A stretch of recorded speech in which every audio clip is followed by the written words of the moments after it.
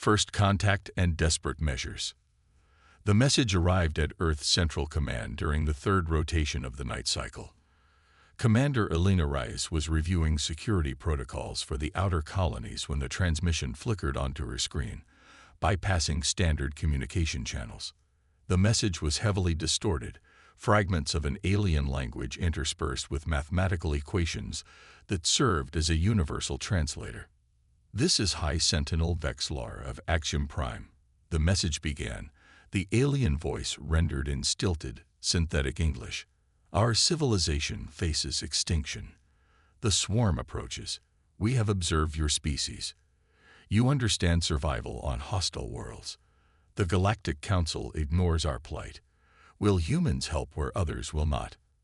Elena leaned back in her chair, the implications washing over her. Humanity had joined the galactic community only 30 years ago, and their reception had been lukewarm at best. Earth was classified as a Class 5 death world, and its inhabitants were viewed with a mixture of fear and pity by the established species who had evolved on gentler planets. Humans were the newcomers, the barbarians, the Deathworlders who had somehow clawed their way to the stars despite evolving on a planet that should have killed them 1,000 times over. And now another species, another Deathworld species by the sound of it, was asking for help. "Admiral Jao needs to see this," Elena murmured, transferring the message to her secure tablet. 12 hours later, Elena stood before the Earth Defense Council, a collection of the highest-ranking military and political leaders humanity had to offer. Admiral Jao, a compact woman with steel-gray hair and piercing eyes, addressed the gathered officials. "The Axiom are a silicon-based life form from a planet with atmospheric pressure 18 times that of Earth. Their world is bombarded by constant radiation from their binary stars and experiences gravity nearly twice what we consider normal. They are, by any measure, Deathworlders like us." Images flickered across the display wall, crystalline beings with faceted bodies that refracted light in hypnotic patterns, moving with surprising grace despite their seemingly rigid forms. "And they're being hunted," Elena added, stepping forward, "by something they call the swarm. We've analyzed the data they sent. The swarm appears to be a hive-mind species that consumes resources at an exponential rate. They've already devoured 3 systems in the Axiom sector." "What about the Galactic Council?" asked a politician whose name Elena couldn't remember. "Surely they have protocols for this sort of thing." Admiral Zhao's expression hardened. "The Council has dispatched observers and diplomatic envoys. They've recommended the Axiom consider evacuation to more suitable worlds." Evacuation. Elena couldn't keep the incredulity from her voice. "The Axiom population is 17 billion, and they can only survive in environments that would crush most Council species." "Precisely," said Admiral Zhao. "The Council species evolved on garden worlds.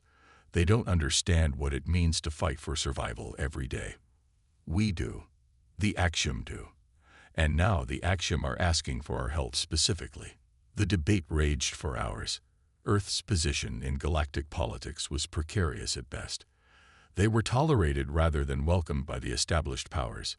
Intervening in what the Council had classified as a regional territorial dispute could have serious diplomatic repercussions.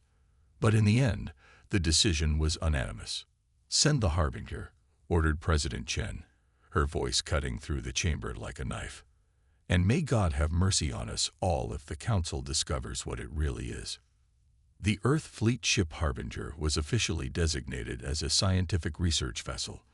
Its manifest listed atmospheric analysis equipment, botanical research modules, and geological survey tools.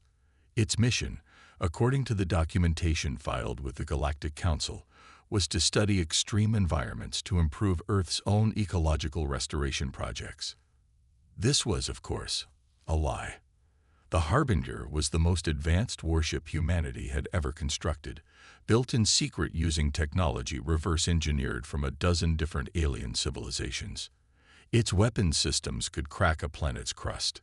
Its shields could withstand the direct energy output of a small star, and its stealth systems made it virtually invisible to standard detection methods. It was a planet killer disguised as a science vessel, and Elena Reyes was its commander. "Final systems check complete," reported Lieutenant Commander Jackson from the tactical station. "Stealth systems functioning at optimal levels." "We're ready to depart, Commander." Elena nodded, her eyes fixed on the main view screen where Earth hung like a blue jewel against the blackness of space. How strange that their homeworld, so beautiful from orbit, was considered a hellscape by much of the galaxy. Its gravity, its atmospheric composition, its biological diversity, all of it marked Earth as a death world, a planet where life struggled viciously to survive, and where only the strongest and most adaptable species rose to dominance. Humans didn't just survive on Earth, they thrived on it. And that made them dangerous in the eyes of the galaxy. "Set course for Axiom Prime," Elena ordered. "Maximum speed once we're clear of the solar system." The journey to Axiom Prime took 17 days at the Harbinger's top speed, traveling through regions of space that the Council's charts marked as unstable or hazardous. These were exactly the kind of areas that Council species avoided, and exactly the kind of areas where a ship trying to avoid detection would travel. Elena spent the journey studying everything they knew about the Axiom and their enemy. The swarm was unlike anything humans had encountered before. A collective intelligence composed of billions of insectoid organisms that functioned as a single entity. They didn't negotiate. They didn't retreat. They simply consumed everything in their path, breaking down organic and inorganic matter alike to fuel their endless expansion. "They're like locusts," Dr. Miyazaki observed during one briefing session. The xenobiologist had been studying the limited samples the Axiom had provided. Except imagine if every locust was connected to a single mind, capable of adapting strategies in real time across an entire swarm. "Can they be reasoned with?" Elena asked, though she already suspected the answer. Dr. Miyazaki shook her head. "The Axiom have tried. The Council has tried. The swarm appears to operate on simple imperatives: consume, expand, reproduce. They don't recognize other life forms as sentient beings, just resources to be harvested." "Then we're looking at extermination," said Lieutenant Commander Jackson, his expression grim. "Either theirs or the Axiom's." Elena nodded slowly. The Harbinger was built for exactly this scenario. A threat that can't be negotiated with, can't be deterred by conventional means. "Are we really prepared to do this?" asked Dr. Miyazaki quietly. "The Council would consider this an atrocity." "The Council isn't here," Elena replied. "They're sitting in their comfortable chambers on their comfortable worlds while the Axiom face extinction. We're here because we understand what it means to evolve on a world that wants to kill you. We understand what it takes to survive." The Harbinger dropped out of FTL on the edge of the Axiom system, its sensors immediately detecting the signs of ongoing conflict. The fourth planet from the binary stars, Axiom Prime, was surrounded by debris fields and weapon signatures. "Multiple contacts," reported the sensor officer. "I'm reading at least 30 swarm vessels in orbit around Axiom Prime. They appear to be bombarding the surface." "Life signs?" Elena asked. "Massive casualties on the planet's surface, but billions still alive, primarily in underground structures and shielded cities." "And the swarm vessels. Each one contains approximately 1 million individual organisms, all networked into what appears to be a distributed neural system. They're adapting to the Axiom defenses in real time. Every time the Axiom destroy one ship, the others immediately modify their shields and tactics." Elena took a deep breath. This was worse than they had anticipated. The swarm wasn't just overwhelming the Axiom through numbers. They were out-evolving them, learning from each encounter and becoming more deadly with each passing moment. "Open a channel to the Axiom defense forces," she ordered. After a moment, a crystal being appeared on the view screen, light refracting through its faceted body in patterns that somehow conveyed emotion despite the alien physiology. "I am High Sentinel Vexlar," the being said, its voice translated by the ship's computers. "You have come from Earth. Yes, Elena replied. I'm Commander Elena Reyes of the Earth Fleet ship Harbinger. We received your message and have come to assist. The crystalline being's facets shifted, creating what Elena interpreted as an expression of relief. The Council said they would send observers to document our extinction. You have sent a ship. We've sent more than that, Elena said carefully. We've brought weapons and technologies that may help against the swarm. But I need to know everything you've learned about them, their weaknesses, their patterns, anything that might give us an advantage. Vexillar's crystalline body darkened slightly. They have no weaknesses, Commander. They evolve too quickly. Each attack we launch teaches them how to counter it. We have been fighting for 3 cycles, and with each cycle we lose more ground. Elena glanced at her tactical officer, who nodded grimly. The Harbinger's sensors confirmed Vexillar's assessment. The swarm was already beginning to notice the new arrival, several ships breaking off from the planet to investigate. High Sentinel, Elena said, her voice firm. What I'm about to tell you is known to very few beings outside of Earth. The Harbinger is not a scientific vessel as its designation suggests. It is a warship, the most powerful warship humanity has ever built. And we've come here to eliminate the swarm or die trying. The crystalline being's facets shifted again, this time in what Elena hoped was understanding rather than horror at the deception. You have hidden your true nature from the galaxy, Vexillar observed. As have you, in your own way, Elena replied. We are both species born of hostile worlds. We both understand that sometimes survival requires measures that others might find extreme. For a long moment, Vexillar was silent. Then, the swarm has a central intelligence, a queen or hive mind that coordinates their activities. We have detected unusual energy readings from their largest vessel. We believe this may be where the controlling intelligence resides. Elena nodded. Then that's our target. Prepare your people, High Sentinel.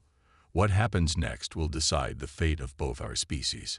As she ended the transmission, Elena turned to her crew. The decision she was about to make would violate a dozen Galactic Council protocols and could potentially mark humanity as dangerous renegades in the eyes of the civilized galaxy. But the action were facing extinction, and humans knew better than most what it meant to stare into the abyss and refuse to blink. Battle stations, Commander Reyes ordered as the first wave of swarm ships turned toward the Harbinger. Let's show them what Deathworlders can do. The battle for Axiom Prime and Unexpected Alliance. The Harbinger's stealth systems disengaged with a subsonic hum that vibrated through the deck plates.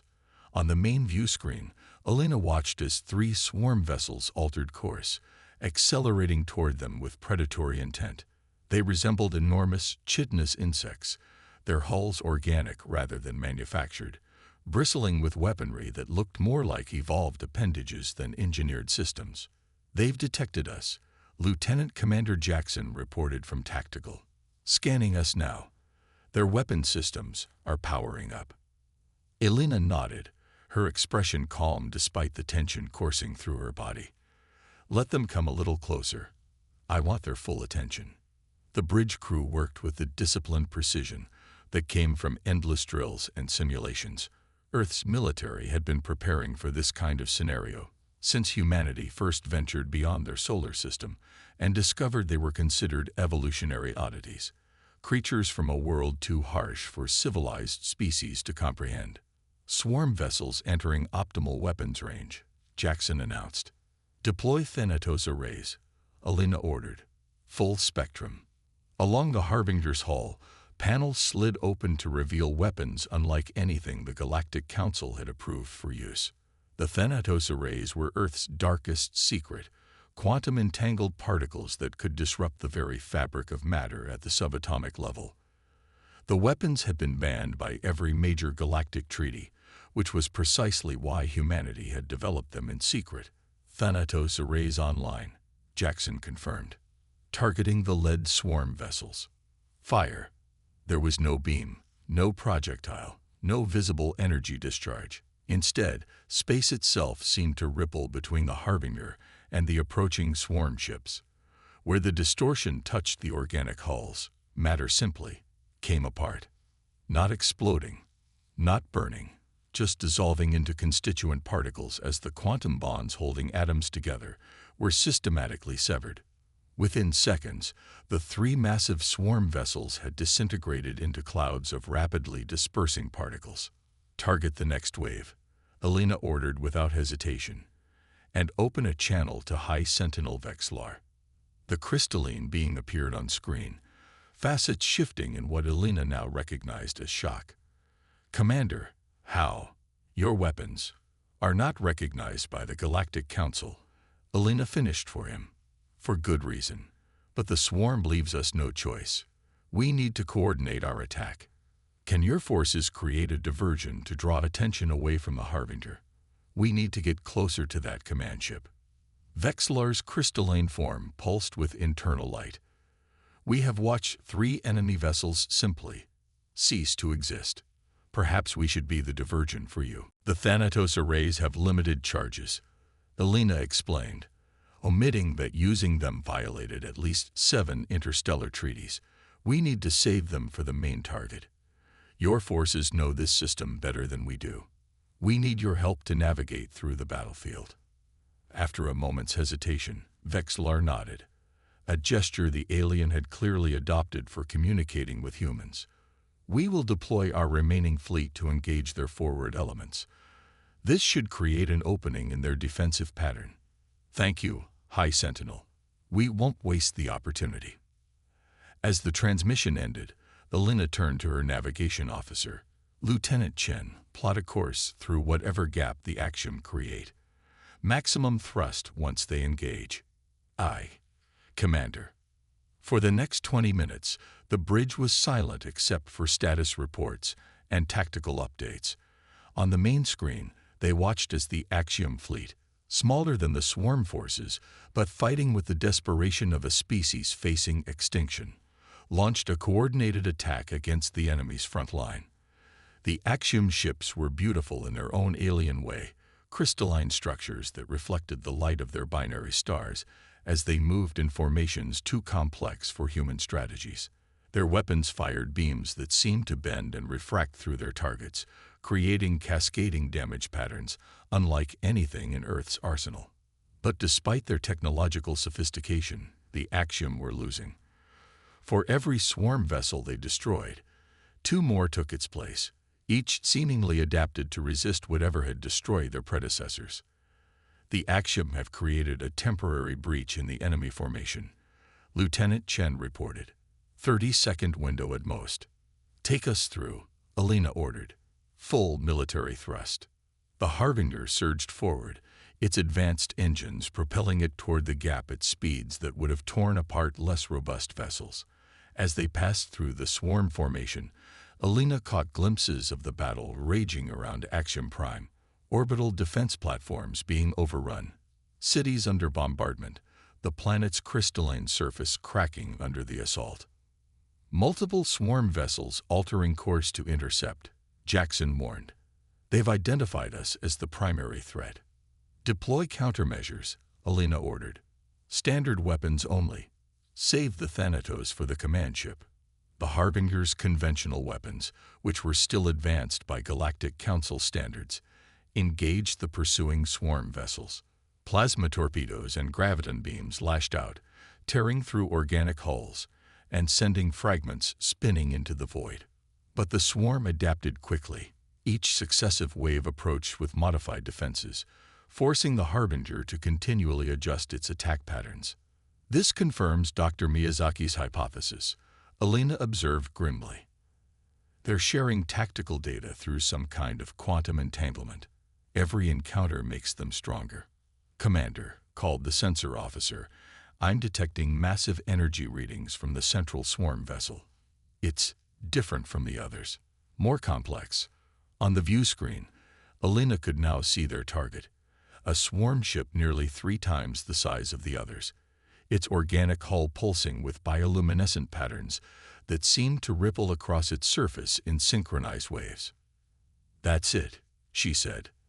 The hive mind.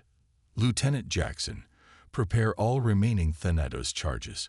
We'll only get one shot at this. As they approached the massive vessel, Alina opened a shipwide channel. All hands, this is the commander. What we're about to do violates every principle the Galactic Council stands for. We are about to deploy weapons of mass destruction against a sentient species. I take full responsibility for this decision and its consequences.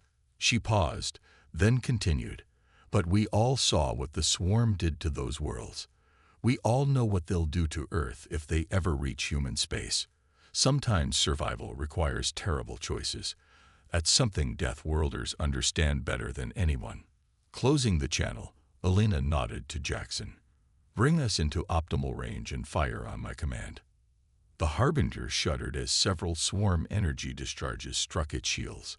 Warning lights flashed across multiple stations. Shields at 60%, reported the engineering officer. They're adapting to our defensive frequencies. We need 40 more seconds to reach optimal firing position, Chen added. Divert emergency power to forward shields, Alina ordered, and contact the Axiom fleet. Tell them to hit the command ship with everything they've got. Not to destroy it, just to distract it. Almost immediately, the Axiom vessels that had survived the initial engagement altered course, converging on the massive swarm command ship from multiple vectors. Their crystalline weapons created interference patterns where they intersected, multiplying their effectiveness against the organic hull. The swarm is diverting resources to counter the Axiom attack, Jackson reported. Their attention is divided. Now, Alina ordered, fire all remaining Thanatos charges directly at the central node. Once again, space rippled between the Harbinger and its target. But this time, the effect was different. Instead of simply disintegrating, the massive swarm vessel seemed to convulse, its organic systems fighting against the quantum disruption. Bioluminescent patterns flared and dimmed in erratic sequences as the Central Intelligence struggled to maintain control. It's resisting, Jackson said, surprise evident in his voice. The hive mind is actively counteracting the quantum disruption. Alina leaned forward in her command chair. Increase power to the arrays. Everything we've got. The lights on the Harbinger dimmed as power was redirected to the weapon systems. The ship groaned under the strain of channeling energies that threatened to tear it apart from within. For several agonizing seconds, nothing seemed to happen. The swarm command ship continued to pulse and shift, its massive form distorting as internal systems fought against the attack.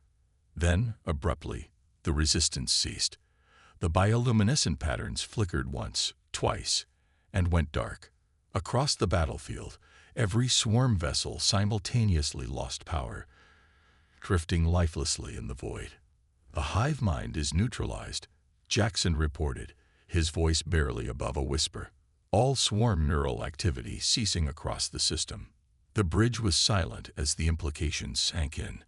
They had just executed what amounted to a coordinated neural shutdown of an entire species, billions of individual organisms rendered inert in an instant.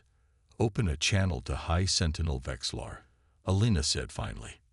When the crystalline being appeared on screen, its facets were shifting in patterns Alina couldn't interpret. Commander Reyes, Vexlar said, what have you done? What was necessary? Alina replied simply. The swarm vessels are neutralized. Their controlling intelligence has been disconnected. Not destroyed, Dr. Miyazaki interjected, studying the sensor readings at her station. The individual organisms are still alive, but dormant. Without the hive mind to coordinate them, they've entered a sort of hibernation state. Vexlar's crystalline form pulsed with internal light. You did not exterminate them. No, Alina confirmed. We severed the quantum connections between the individual units and the central intelligence. They're alive, but no longer functioning as a collective entity. This is not what we expected from humans, Vexlar admitted. The Galactic Council speaks of your kind as dangerous, unpredictable. They say you come from a world so hostile that it breeds only violence and aggression. Alina smiled thinly. Being from a death world doesn't just teach you how to kill, High Sentinel. It teaches you the value of life. Every species on Earth evolved in an environment that constantly tried to destroy it. We survived not just through strength, but through adaptation and cooperation. She gestured to the dormant swarm vessels on the view screen. These beings are dangerous as a collective, but individually they may have value. They may have knowledge. Perhaps they can even be reprogrammed. That's a decision for scientists, not soldiers. Vexlar was silent for a long moment. The Council will not approve of the weapons you have used here today. No, Alina agreed. They won't, which is why they can never know. As far as the official record is concerned, the Harbinger is a scientific research vessel that provided logistical support while the Axiom defeated the Swarm through their own technological superiority. The crystalline being's facets shifted in what Alina was beginning to recognize as amusement. You suggest we lie to the Galactic Council. I suggest we tell them a version of the truth they can accept, Alina replied. Deathworlders understand pragmatism, High Sentinel. Garden Worlders understand only their principles they've never had to test against extinction. After another moment of silence, Vexlar nodded. Very well, Commander Reyes. For now, the true nature of the Harbinger and its capabilities will remain between our peoples. But know this, the Axiom do not forget their debts. You have saved our civilization today. That creates a bond between us that transcends Galactic Council politics. I look forward to exploring that bond, Alina said sincerely. I think our species have much to learn from each other. As the transmission ended, Alina looked around at her crew. They had violated interstellar law, deployed forbidden weapons, and potentially altered the balance of power in this sector of the galaxy. If the Council ever discovered what had happened here, the consequences for Earth would be severe. But they had saved a civilization. They had stopped the Swarm without resorting to genocide. And perhaps most importantly, they had found allies who understood what it meant to evolve on a world that tried to kill you every day. Allies who understood that sometimes survival required measures that Garden Worlders could never comprehend. Set course for Earth, Alina ordered. We have quite a report to prepare for Admiral Zhao. As the Harbinger turned away from Axiom Prime, Alina caught a final glimpse of the crystalline planet on the view screen, broken and battered by the Swarm's assault, but alive. Its people would rebuild, just as humans had rebuilt after countless disasters on their own hostile world. That was what Deathworlders did. They survived. They adapted. And sometimes they found each other across the vast emptiness of space and recognized a kindred spirit. The galaxy would never be the same again.